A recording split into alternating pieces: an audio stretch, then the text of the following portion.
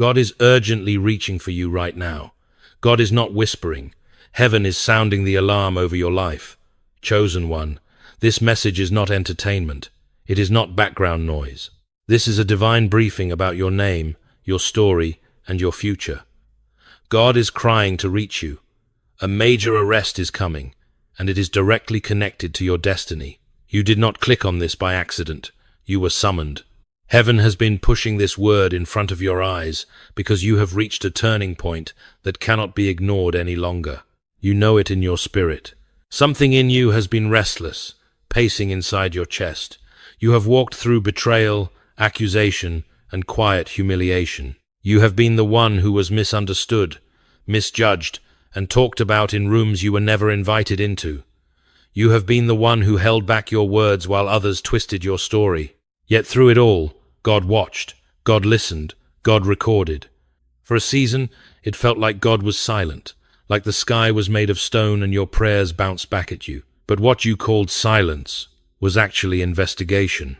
Heaven was gathering every detail, every tear, every injustice into a case file with your name written across the top.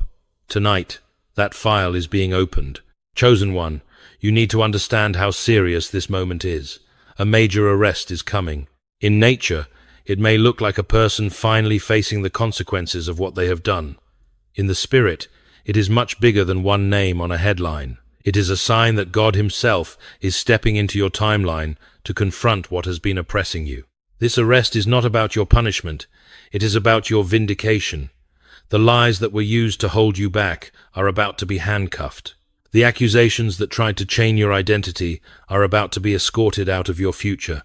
God is accelerating the process.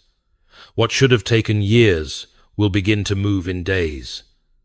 The same God who saw you crying in private is now standing in the center of your story, saying, "Enough." If something in you is already trembling, that is your spirit recognizing the sound of truth. Do not treat this like another video you scroll past. This word is a doorway. Walk through it. Agree with it. Right now, pause and write 777 I receive in the comments as a declaration that you are stepping into divine justice and divine acceleration. Like this message, so it can reach others who are where you used to be. Share it with someone who has been silently bleeding from betrayal. And if you know you are the one God is talking to, subscribe and stay close, because this is only the beginning of what heaven is about to reveal to you. You have been walking through a story that almost no one fully understands. People saw the surface, but they never saw the nights you wiped your face before stepping out of your room. They never saw how many times you swallowed words that could have destroyed someone, but you chose to stay quiet. You know what it feels like to be betrayed by someone you trusted, to be used for your kindness, and then discarded when you were no longer convenient. You know what it is to be talked about behind closed doors, to feel the temperature shift in a room when your name is mentioned. There were moments when people smiled in your face while secretly building a case against you. They twisted conversations, exaggerated your mistakes, and minimized your sacrifices. They painted you as the problem so they could walk away looking clean. You walked away in silence while others laughed as they had won. They thought your silence was weakness. They thought your absence meant defeat. But heaven read your silence as strength and your absence as protection. You could have exposed things. You could have fought dirty. You could have matched lie for lie and wound for wound. Instead, you chose a different path. You chose to guard your heart. You chose to step back, to surrender the fight you could not win in your own strength. Every time you took the higher road, heaven took note. Every time you let them have the last word, heaven reserved the final word for itself. You have been the misunderstood one, the one whose motives were questioned, whose loyalty was doubted, whose character was attacked while you were trying your best to love, to serve, to stand. There were days you looked in the mirror and asked, "Is it me? Am I really what they say I am?" You started to second-guess your own heart because the voices around you were so loud. Yet deep inside, there was a quiet knowing that refused to die, a small voice that kept whispering, "I know the truth, and I know you."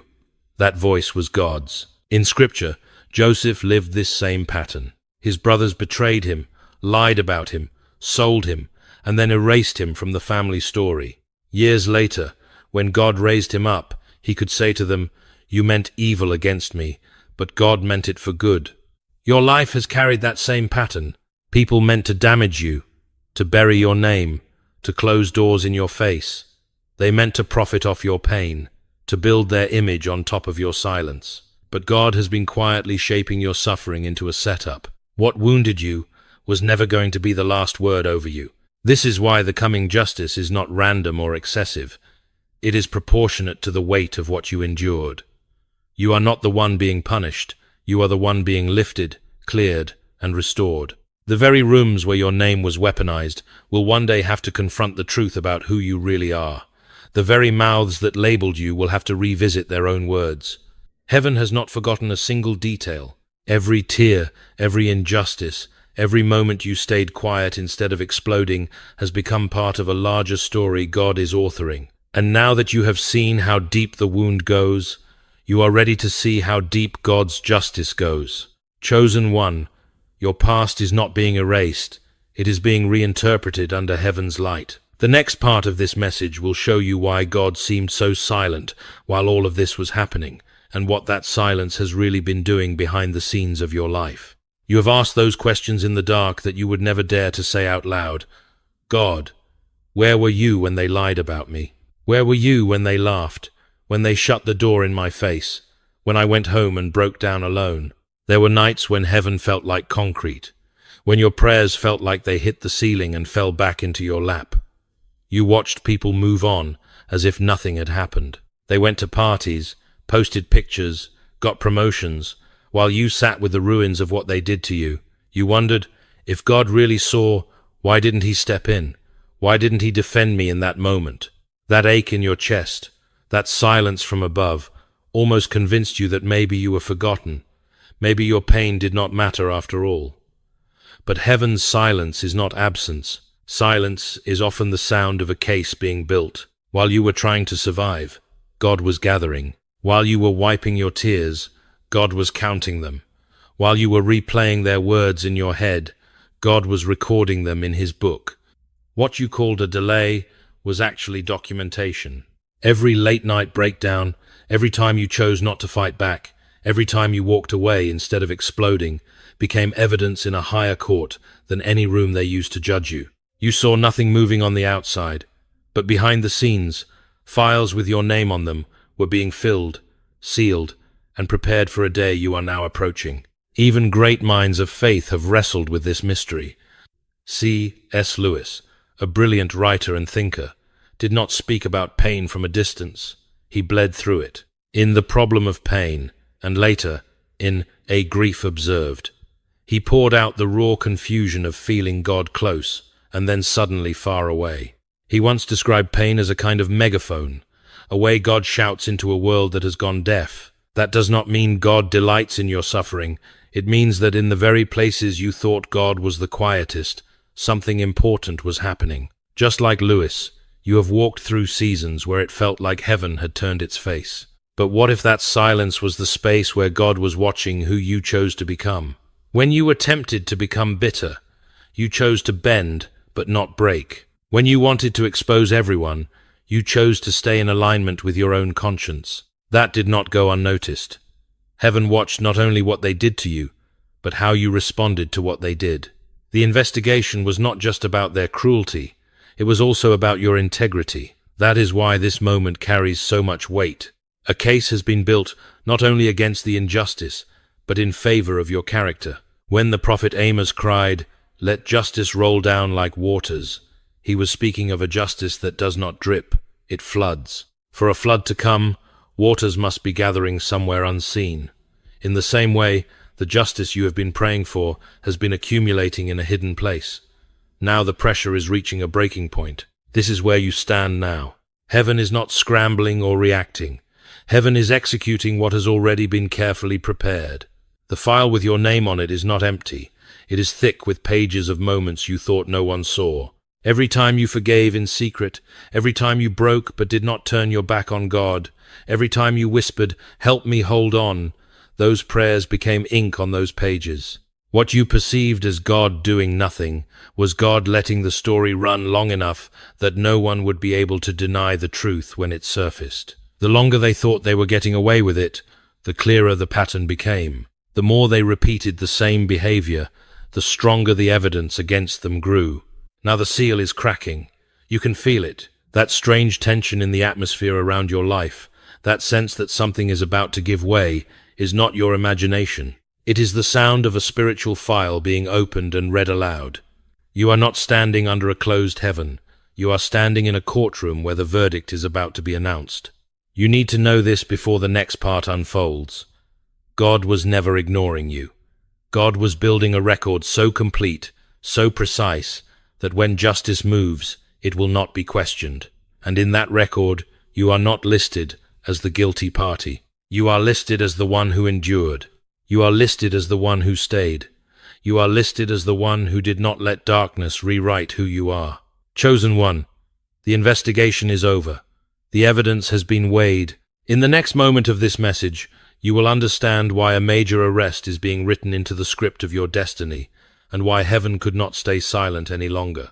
There is a line that heaven has been drawing in silence, and you are standing right on it. The investigation is complete. The evidence has been weighed, and now the judge is not just seated, he is speaking. A major arrest is coming. This is not a poetic exaggeration. It is a spiritual reality that will manifest in visible ways. In nature, it may look like a real person finally being confronted, questioned, exposed, or even handcuffed. In the spirit, it is much bigger than a name on a report. It is the moment heaven says, "This far and no further." It is the moment the power structures that fed off your pain are called to account. The same system that ignored your cries is about to knock on the doors of those who caused them. The same laws they twisted to protect themselves will start tightening around the lies they built. They planned in secret, assuming no one would ever connect the dots.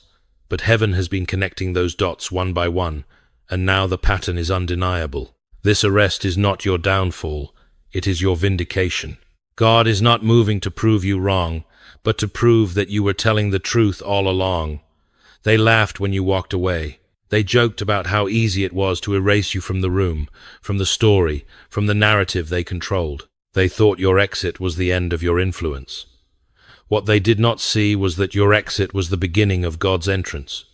When you stepped back, heaven stepped in. Now the story is circling back, but this time with a different script.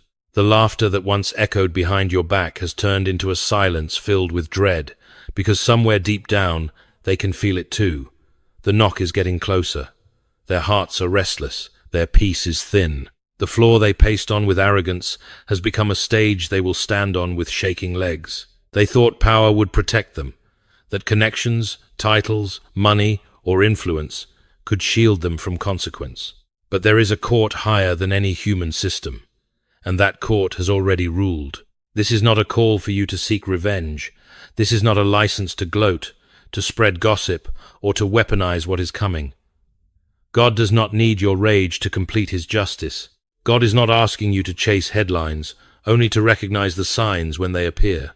When you hear the news, when you see a name appear that you never thought would be questioned, when you watch a system begin to unravel, remember this moment. Remember that heaven told you beforehand, so you would not be shaken by the noise, but anchored by the truth. This is divine correction, not human chaos. It will look messy on the surface, but underneath it is precise. Every hidden deal, every secret conversation, every false narrative has been weighed. Nothing is random. And you are not collateral damage in this process. You are the reason this process began. Chosen one, God is not punishing you. He is clearing your name and reclaiming your future. The arrest is a sign that what tried to arrest your destiny is now being arrested itself. What tried to lock you in a story of shame is being locked out of your next chapter. This is why heaven could not stay silent any longer. The moment has come where truth must step out of the shadows and stand in the light. In the next part of this message, you will see how heaven has already been preparing you through signs, dreams, and strange alignments, so that when this breaking point arrives, you will not crumble, you will stand. Lately, your life has not felt normal, and that is not an accident. You have noticed patterns that you tried to brush off, but they keep returning like waves that refuse to recede. You wake up at specific hours in the night, your heart racing for no clear reason. You have dreams that feel too vivid to be random, scenes that leave your chest heavy and your mind replaying them for days. Certain numbers keep appearing on clocks, receipts, screens, as if time itself is trying to underline something. Songs repeat the same word or phrase just when your thoughts wander to a particular person or situation. Your phone lights up at strange moments with messages that hit exactly where your heart is most raw. Sometimes you feel an urge to step outside, to pause, to breathe, right before something shifts in the atmosphere around you. You have tried to explain it away as anxiety, overthinking, or coincidence. But deep down, you know it is more than that. Your spirit recognizes a language your mind has not fully learned yet. These are not harmless quirks, they are signals. Heaven is not playing with your emotions. Heaven is warning, preparing, and aligning. You have reached a point where ignoring these signs is no longer safe for your destiny. This is how God often moves before a major breaking point. Before truth collides with the lies that have been built around your name, God starts to tune your inner life to His frequency. The unease you feel is not madness. It is holy discomfort. It is God refusing to let you get comfortable in a place that is about to shake. The repeated dreams are not just your subconscious.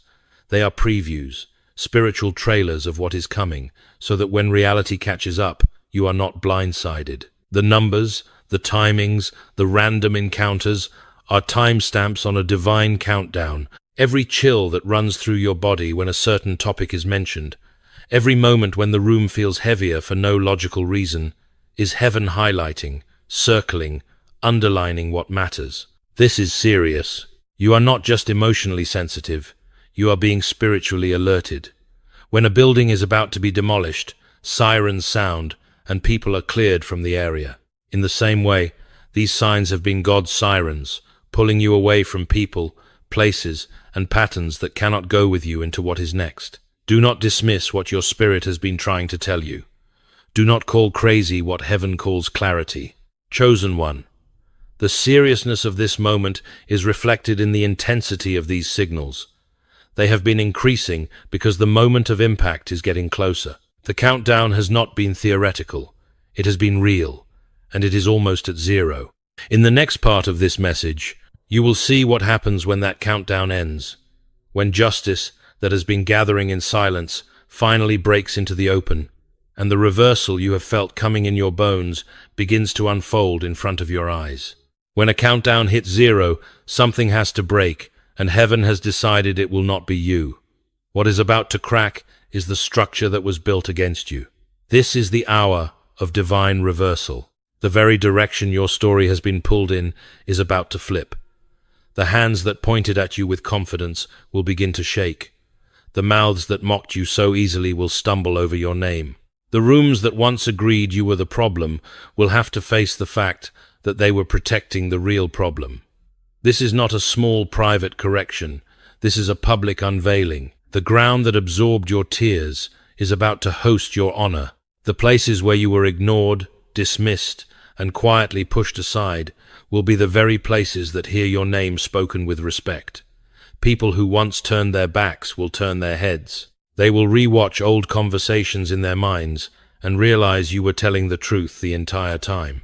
The city that once acted like you did not exist will suddenly remember you. Systems that did not answer your calls will send for you. This is not because you have become more important to them, but because the truth they tried to suppress has become impossible to ignore. Heaven is not just clearing a misunderstanding. Heaven is overturning a verdict. You will not only be declared not guilty, you will be revealed as essential.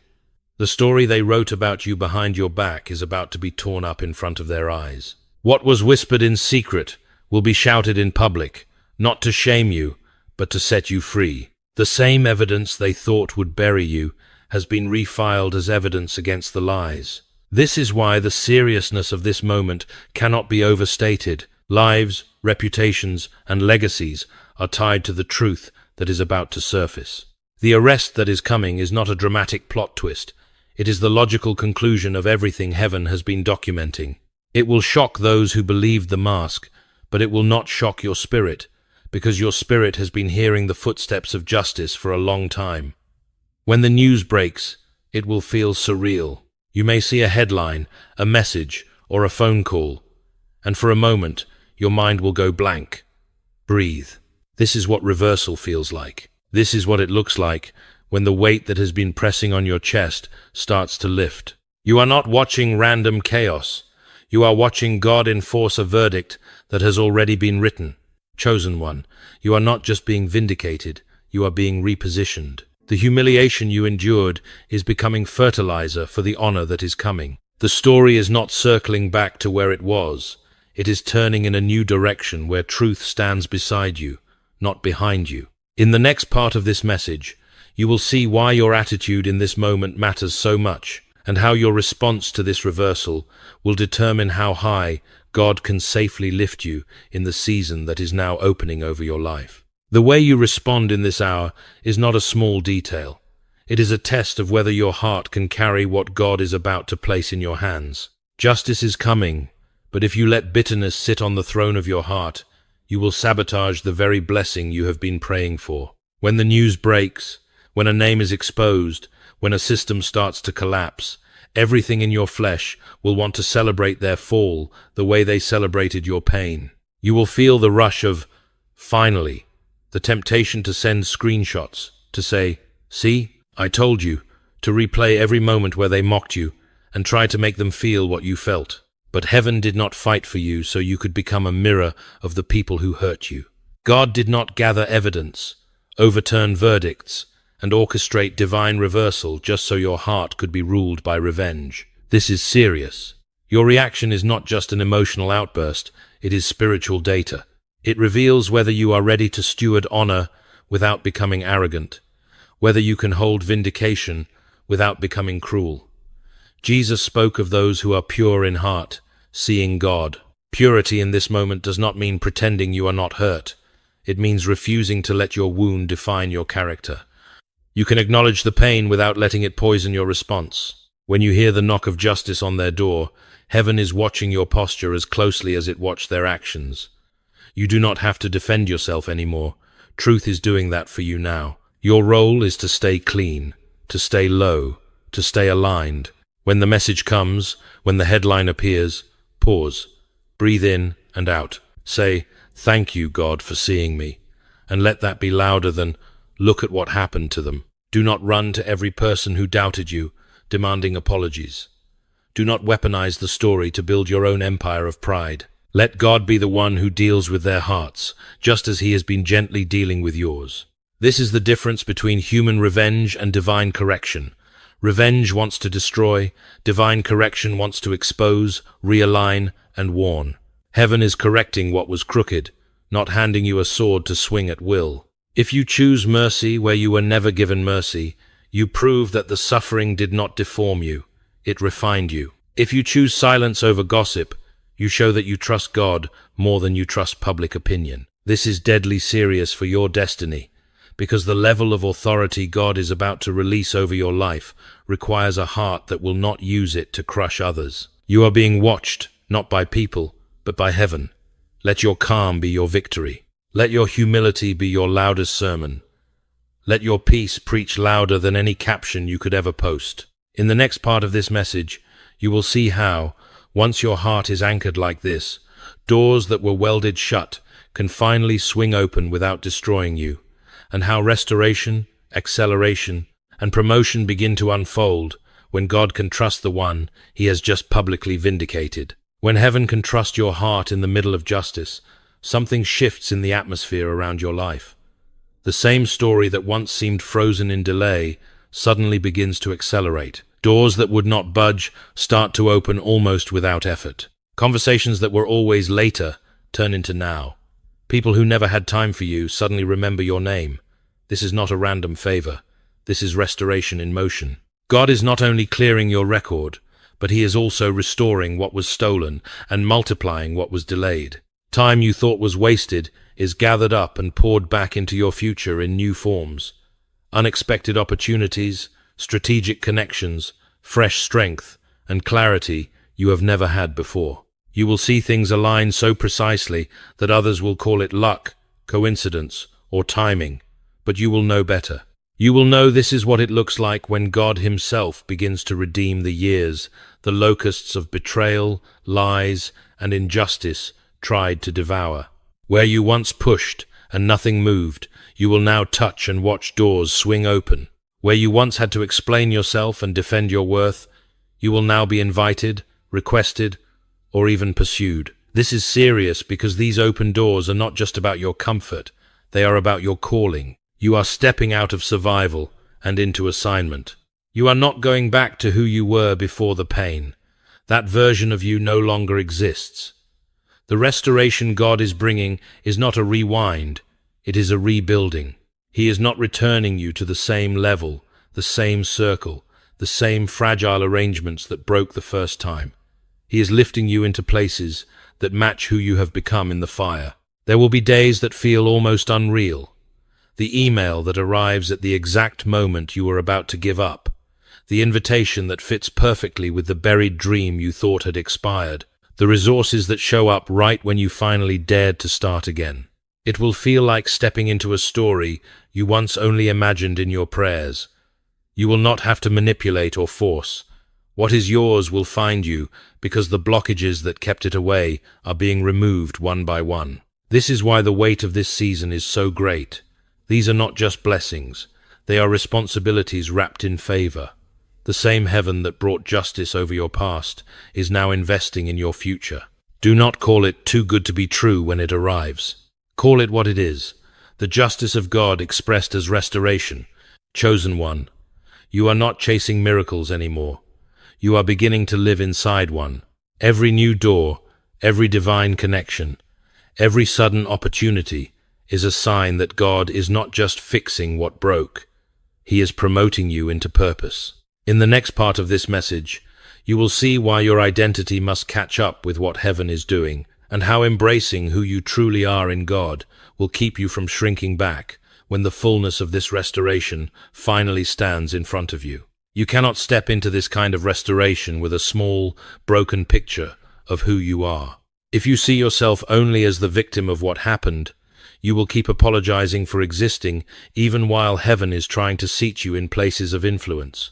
Your identity has to rise to the level of what God is doing. For too long, you have carried labels that did not come from God. You were called too much, too sensitive, too ambitious, too dramatic. You were made to feel like the problem, like the weight, like the one who ruined the room just by telling the truth. You started to shrink yourself, dim your light, lower your voice, edit your convictions just to be tolerated. But none of that was the real you. Those were survival costumes you put on to function inside environments that could not handle who you truly are. Heaven is stripping those false names away. The same God who saw you crying on the floor is now standing you up and calling you by a name that does not sound like an accusation, but an assignment. You are not merely the one who survived what they did. You are the one who carries a story that will set other captives free. Your scars are not stains. They are signatures that you have walked through fire and did not become the fire. There is a reason hell fought you so hard. Your life is proof that darkness can throw its worst and still lose. That is dangerous to the kingdom of lies and precious to the kingdom of God. There will be a temptation in this season to downplay what God has done, to act like it was not that bad, to comfort the very people who once took comfort in your silence. Do not confuse humility with self-erasure. Humility is agreeing with God's view of you, nothing more and nothing less. If God calls you restored, stop calling yourself ruined. If God calls you needed, stop calling yourself extra. If God calls you an answer, stop rehearsing the times you were treated like a problem. Chosen one, you are not standing on the edge of destruction. You are standing at the door of revelation.